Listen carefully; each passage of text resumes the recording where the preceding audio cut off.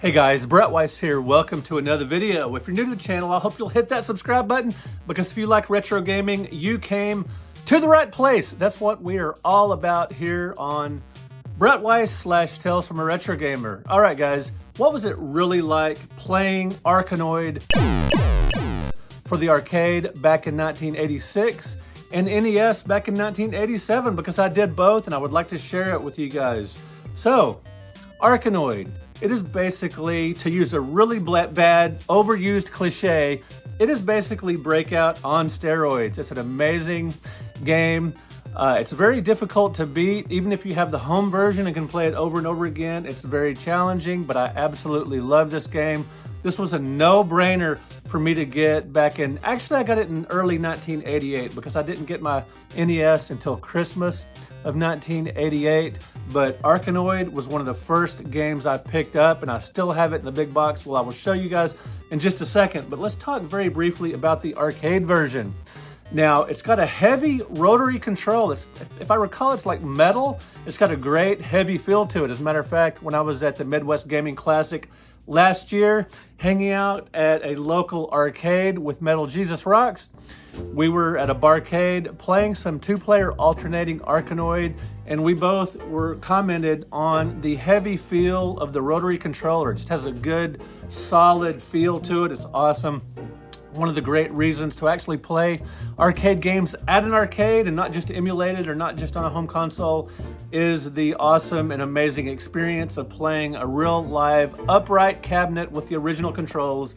Very cool playing Arkanoid in the arcades. And when this came out in 1986, I say this a lot, but my mind was blown. I thought it was so amazing playing this really cool turbocharged version of Breakout, if you will.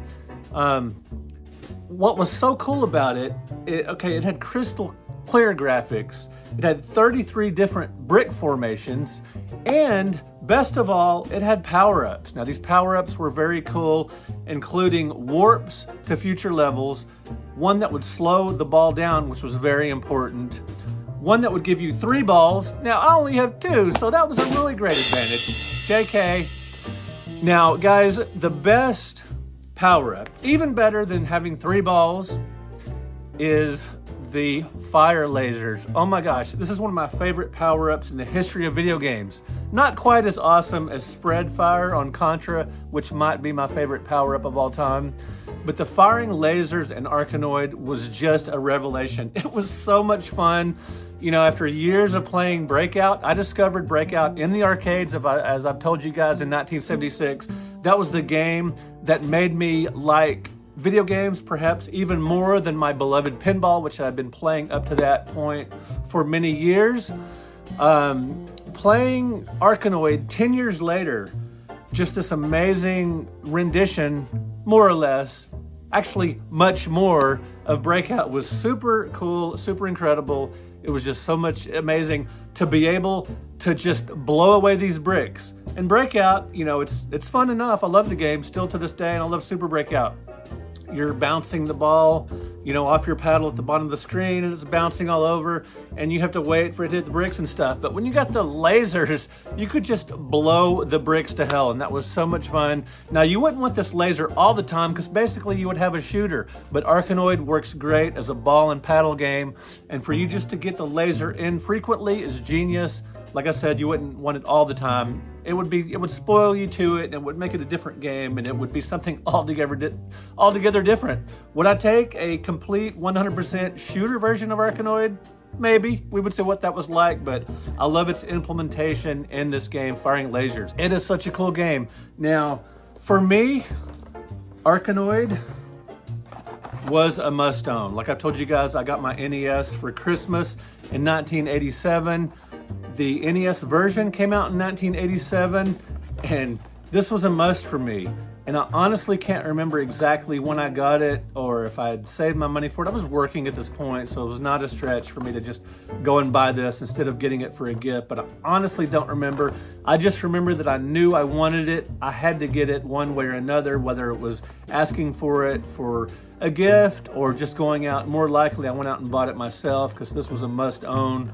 Partly, and a big part of this is the special Vaus controller that you can find inside that does a pretty decent job, actually a great job, of mimicking the rotary controls of the arcade. Now it's a small little paddle here, small rotary controller, not as great as the larger paddle controllers for the 2600, but still pretty damn awesome.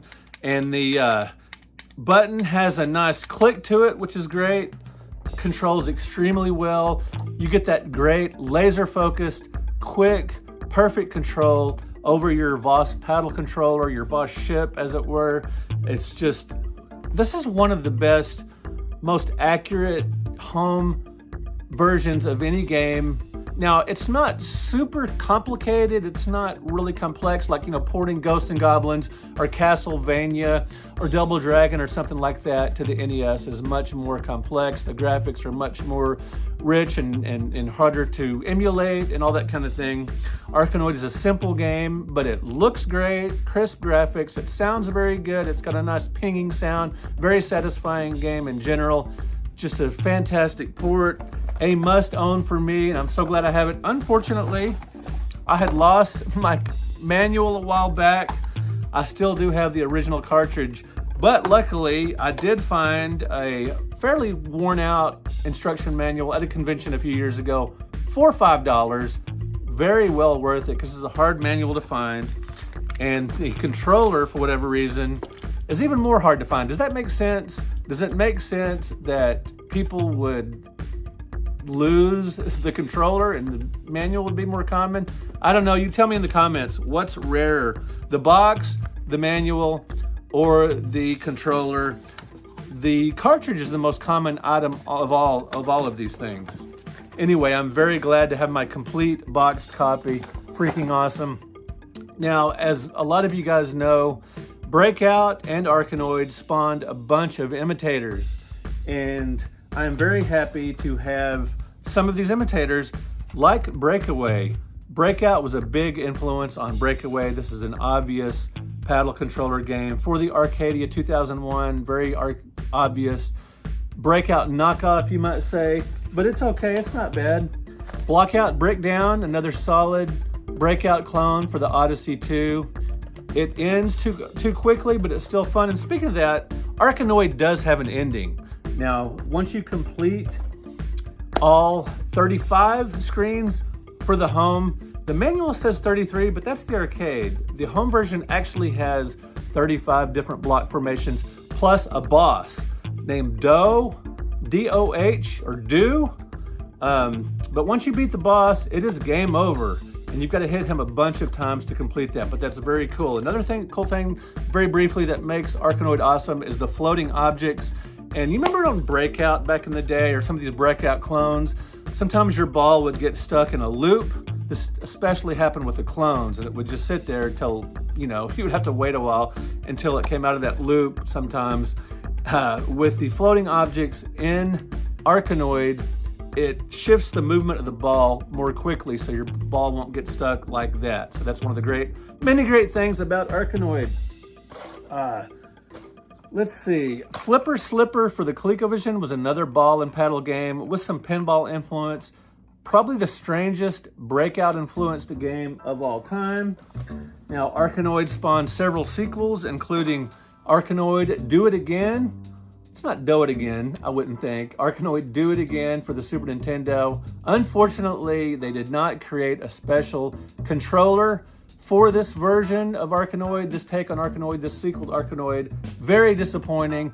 You could speed up the paddle by pressing a button, but not the same. Now, I gave this game positive marks in my SNES Omnibus book, Volume 1. It is a very good game. It's a lot of fun, but man, without the rotary control, without the paddle control, that precision, that speed, it's just not as good of a game, but it is a lot of fun. Now, back in the day, Breakout did inspire Breakout for the Intellivision, which I do have boxed. Now, this game was not released. It was canceled.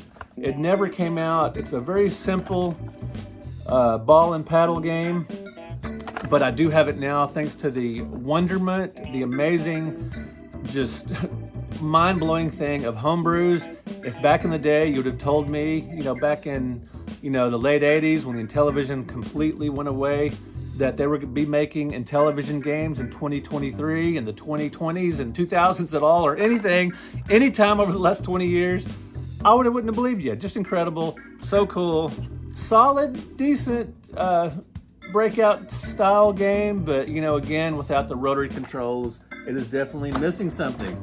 There are Breakout style games to this day, including on, you know, new ones with new twists, including for Atari 50. There's a new version of Breakout. There's a new version of Breakout on the Atari VCS console. Pretty cool stuff. I want you guys to let me know in the comments your experience with Breakout, with Arkanoid. What is your favorite ball and paddle game? I'm tempted to say that Arkanoid in the arcades and for the NES, I'll give it a draw. I love both versions. Is my favorite ball and paddle game of all time. The original Breakout in 1976 just might be my nostalgic pick based on pure amazement of playing this for the first time, but just what holds up today, what is still amazing to play today, what can really bring in modern gamers, you know, something that modern gamers can truly engage with. I would say Arkanoid holds up amazingly well. Oops, guys, I almost forgot. One of the most interesting Breakout clones of all, Blockbuster for the Microvision. This was the pack-in title for this console, this handheld console that came out in 1979, a full 10 years before the Game Boy. This was the first programmable handheld console.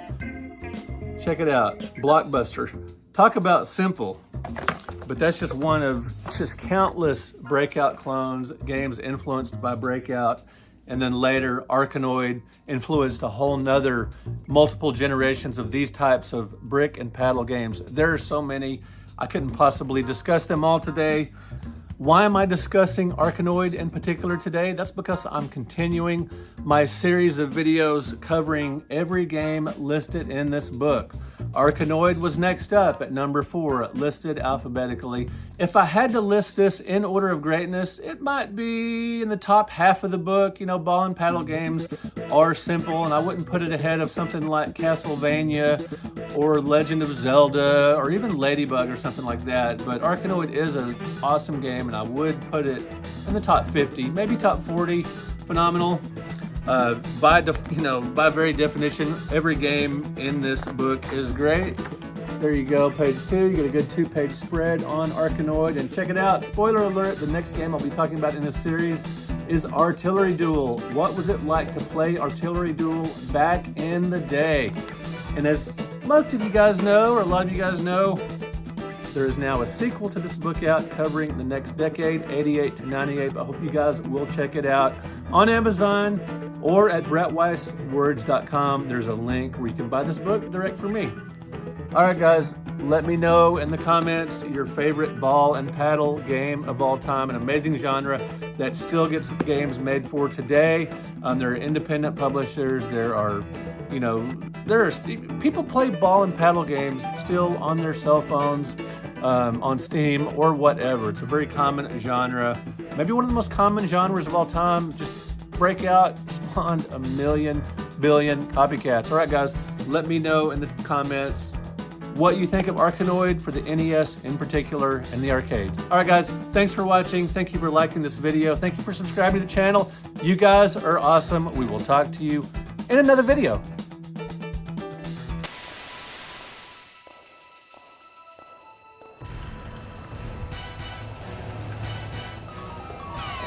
It's me, Mario!